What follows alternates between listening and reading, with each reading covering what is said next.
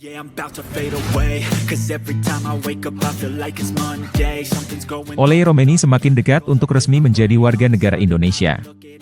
Menteri Pemuda dan Olahraga Dito Aryo Tejo mengonfirmasi bahwa proses naturalisasi pemain asal Belanda ini akan berlanjut ke tahap pembahasan di Komisi 10 dan Komisi 3 DPR RI. Rapat kerja ini dijadwalkan berlangsung pada Senin 3 Februari 2025, dengan tujuan agar Romeni bisa segera diangkat sumpah sebagai WNI. Langkah ini merupakan bagian dari upaya memperkuat timnas Indonesia dengan pemain berkualitas dari luar negeri. Menpora Dito berharap proses ini berjalan lancar tanpa hambatan berarti. Ia menegaskan bahwa naturalisasi Romeni sudah memasuki tahap akhir dan tinggal menunggu persetujuan resmi dari DPR. Jika semua berjalan sesuai rencana, maka dalam waktu dekat, Romeni bisa segera bergabung dengan skuad Garuda. Kehadirannya diharapkan bisa memberikan tambahan kekuatan bagi lini serang timnas Indonesia. Naturalisasi Romeni mendapat dukungan besar dari PSSI dan para penggemar sepak bola Indonesia. Pemain yang kini berkarir di Eropa ini disebut-sebut memiliki kualitas yang dibutuhkan oleh timnas untuk bersaing di level internasional. Dengan pengalamannya bermain di liga kompetitif, Romeni diyakini mampu memberikan kontribusi signifikan bagi skuad Garuda di ajang-ajang besar mendatang. Jika semua proses berjalan sesuai jadwal, maka Oleh Romeni akan mengambil sumpah sebagai WNI dalam waktu dekat. Setelah resmi menjadi bagian dari Indonesia, ia bisa langsung didaftarkan untuk memperkuat timnas di pertandingan mendatang.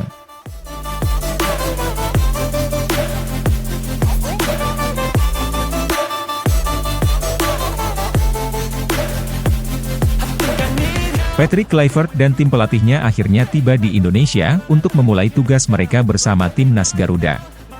Kehadiran mereka langsung menjadi sorotan, termasuk dari media Vietnam The Tao yang menyoroti debut Kluivert sebagai pelatih Indonesia.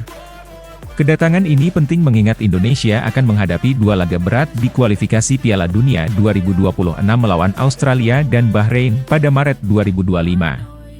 Sebagai langkah awal, Kluivert dan stafnya menghadiri pertandingan Liga 1 antara Persija Jakarta dan PSBS. Meski telah tiba di Indonesia, Kluivert sempat kembali ke Eropa untuk menyelesaikan prosedur tertentu sebelum kembali bergabung dengan timnya. Tiga asistennya, yaitu Alex Pastoor, Gerald van den Burg, dan Denny Lanzat, juga telah hadir di Jakarta sejak 1 Februari 2025. Kehadiran tim pelatih asal Belanda ini diharapkan membawa perubahan besar dalam permainan Garuda. Alex Pastoor dikenal sebagai pelatih berpengalaman yang pernah menangani beberapa klub di Belanda dan Austria, dengan gaya bermain yang mengutamakan penguasaan bola. Sementara itu, Denny Lanzat adalah mantan gelandang top yang pernah membela klub seperti AS Alkmaar, Wigan Athletic dan Feyenoord. Gerald van den Burg memiliki peran ganda, yaitu sebagai asisten pelatih timnas Indonesia sekaligus pelatih kepala timnas U23. Penunjukan Van den Burg untuk timnas U23 menunjukkan keinginan PSSI untuk menjaga kesinambungan strategi dari tim muda hingga senior. Kedepannya, ada kemungkinan besar timnas U23 juga akan diperkuat oleh lebih banyak pemain naturalisasi keturunan Indonesia Belanda.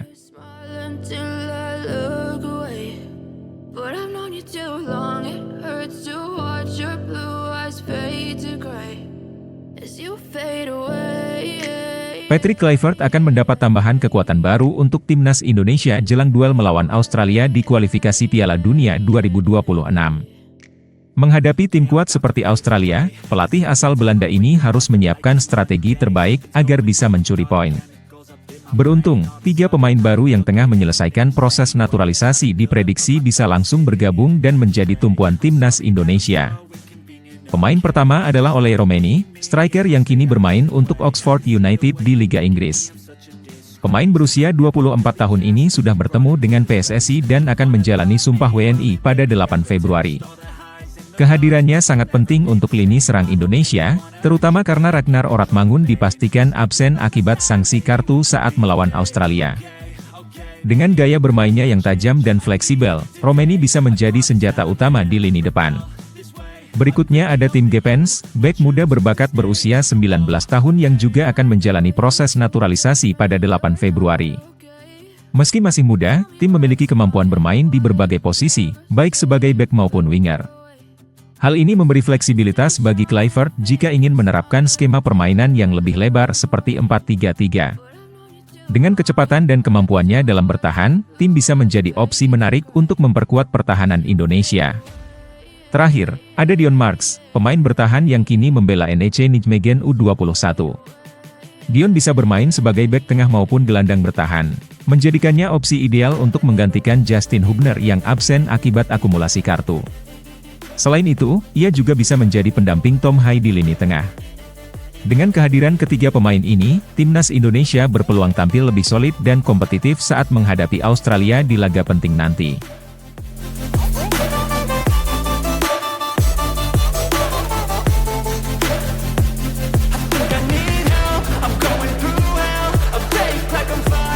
Erick Thohir punya target besar untuk sepak bola Indonesia. Ketua Umum PSSI itu ingin timnas Indonesia tampil di Piala Dunia 2 kali beruntun, yakni edisi 2026 dan 2030. Selain itu, ia juga berambisi membawa Garuda Muda ke Olimpiade 2028 di Los Angeles setelah gagal lolos ke Olimpiade 2024.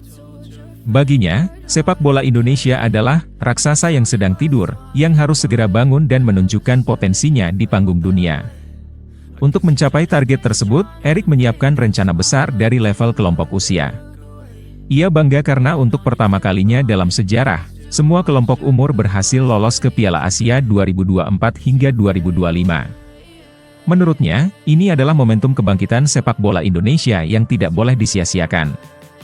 Erick menegaskan bahwa membangun tim dari usia muda adalah kunci agar timnas bisa bersaing di level tertinggi dalam jangka panjang. Tak hanya menatap Piala Dunia dan Olimpiade, Erick juga punya mimpi besar untuk jangka panjang.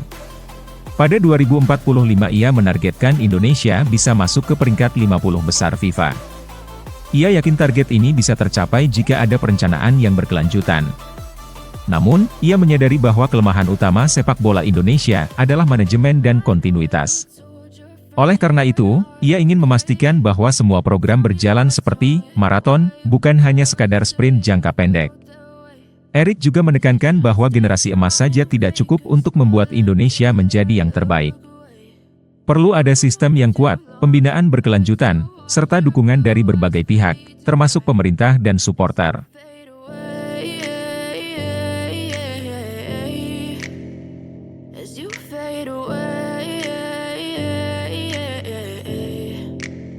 Kelvin Verdonk kembali membuktikan kualitasnya di Liga Belanda. Bek kiri andalan timnas Indonesia itu resmi masuk dalam tim terbaik Eredivisie untuk bulan Januari 2025. Kabar ini dikonfirmasi langsung dari laman resmi Eredivisie, yang menempatkan Verdonk sebagai satu-satunya pemain Indonesia dalam daftar 11 pemain terbaik bulan ini. Sebuah pencapaian luar biasa yang menunjukkan bahwa performanya semakin diakui di level tertinggi. Bukan tanpa alasan Verdonk mendapat tempat di tim terbaik bulan ini. Pemain berdarah Maulaboh itu tampil impresif bersama NEC Nijmegen, menjadi andalan di lini pertahanan dalam 2 pertandingan sepanjang Januari. Ia selalu dimainkan sebagai starter dan menunjukkan performa solid baik dalam bertahan maupun membantu serangan. Penampilannya yang konsisten membuatnya semakin dihormati di Eredivisie. Tak hanya kokoh dalam bertahan, Verdonk juga memberikan kontribusi besar dalam serangan. Ia berhasil mencetak gol perdananya musim ini di awal tahun 2025, sebuah pencapaian yang semakin memperkuat statusnya sebagai bek kiri berkualitas. Gol tersebut menjadi bukti bahwa Verdonk bukan hanya bek bertahan biasa, tetapi juga pemain yang bisa memberikan dampak besar di lini depan. Masuknya Verdonk dalam tim terbaik Eredivisie menjadi kebanggaan tersendiri bagi Indonesia. Dengan performa yang semakin matang dan konsisten, bukan tidak mungkin ia akan terus menjadi sorotan di Liga Belanda dan membawa dampak besar bagi timnas Indonesia di kualifikasi Piala Dunia 2026.